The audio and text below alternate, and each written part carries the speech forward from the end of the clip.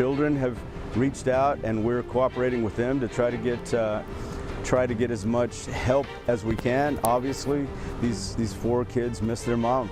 We are continuing to follow the very latest on the major search for a missing mother. Olmos Park police releasing a new photo related to this case. And that is where we start tonight. We are following breaking developments in the case of a missing mother from Olmos Park. Authorities are just wrapping up a media briefing on her disappearance. Her name is Suzanne Simpson. News 4 San Antonio's Destiny Fuller was at the briefing and joins us now live. Destiny, what did police and law enforcement say? Police and search groups are all still searching for Suzanne, who went missing on Sunday, and her husband was recently arrested in connection with her disappearance. Now, in today's news briefing, police mentioned a photo. Olmos Heights Police and Texas DPS released an image of Suzanne Simpson, and it was an image of her taken outside of the Argyle. They want people to take a close look at it just in case they have seen Suzanne since Sunday. Olmos Park Police have since searched the family home along with the truck owned by Simpson, and Chief Fidel Villegas says they haven't found anything concrete to confirm her status at this time.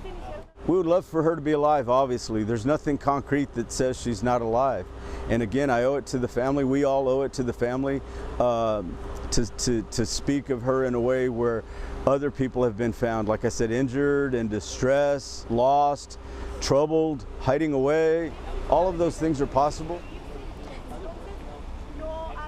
Villegas also says Simpson has not been cooperative with police. This morning, he was transferred to the custody of Bexar County from Kendall County. At this time, police say they're still gathering evidence, and they will continue to search the home as needed. We'll bring you those updates as we have them. Reporting live in Olmos Park, I'm Destiny Fuller. Back to you in studio.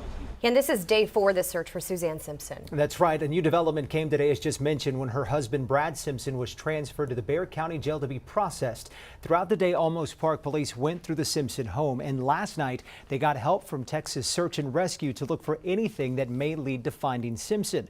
Her husband, Brad Simpson, remains in jail on 2 charges. One on assault and unlawful restraint. We've also learned that Brad's brother, Bart Tinsley Simpson, posted this on Facebook, saying in part, "Our family is devastated by the disappearance of our beloved Suzanne. We're doing everything we can to fully cooperate with law enforcement, and our first priority is to find her and bring her home." And our team coverage does continue tonight. We want to bring in News 4 San Antonio's Marisa Mendoza. Marisa, you spoke with the defense attorney, Nico Lohit, today. What is he thinking about this high bond amount? Why was such a high amount set for Brad's? Well, Mindy and Jonathan, he faces an assault charge as well as an unlawful restraint charge. Both carry a bond of $1 million each. What we do know is that Suzanne's husband, Brad, is at the Bexar County Jail being processed right now. In the meantime, we spoke to legal experts and a member of the specialized team leading the effort to find Suzanne. But I'm assuming at this point he's the lead suspect for the fact that she has not been found. Former Bexar County District Attorney Nico Lohit believes investigators are building a case against Brad Simpson. He's the husband of missing mother from Olmos Park, Suzanne Simpson. She was last seen alive Sunday night. Now, if he's a suspect for something more sinister and for the fact that she is, I guess at this time, missing, they're gonna conduct an investigation. They're gonna look at motive. They're gonna see how he responded.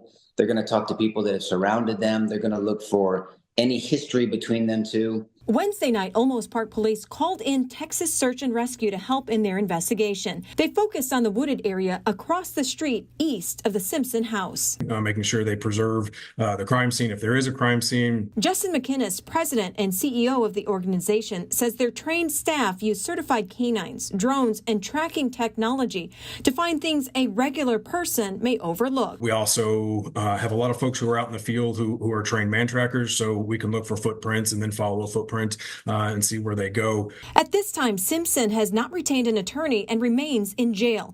LaHood says the investigation is fluid, so charges against Simpson can change at any given time. They can be investigating one charge and then in the course of their investigation get evidence or some type of probable cause to lead them in a different direction.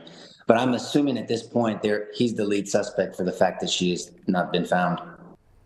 Now, Mandy and Jonathan, we did learn from the press conference that he did retain an attorney. We don't know who that attorney is, but I can tell you earlier today we did visit the homes of Suzanne's 2 sisters. We did not get anyone at this time to speak to us on how her family or her children are doing. Of course, we will keep you all updated on this story.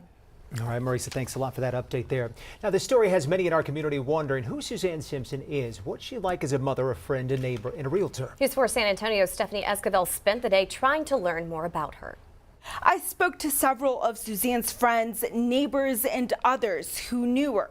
It's a sensitive case and none of them wanted to go on camera, but all of them described Suzanne as a giving and dedicated woman. At the heart of this is an amazing human being, and this whole thing is just awful. A woman who does not want to be identified told me the world should know about Suzanne's character. This woman says she's known Suzanne for almost 2 decades, and Suzanne will do anything for her children. Amazing.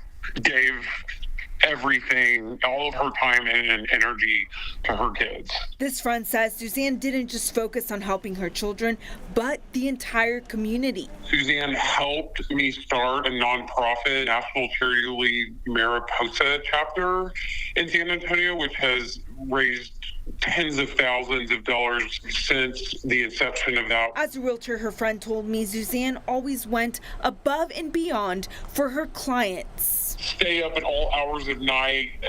When she was actually helping me sell my house last summer, she was in Europe and would call me in the middle of the night while her family was sleeping just to keep that on track and make sure she was there for them and me. Suzanne's family posted to social media asking people not to publicly talk about the case to protect the integrity of the investigation. In studio, Stephanie Esquivel, News 4 San Antonio. Thank you for watching. Please like and subscribe to get all the latest news right here.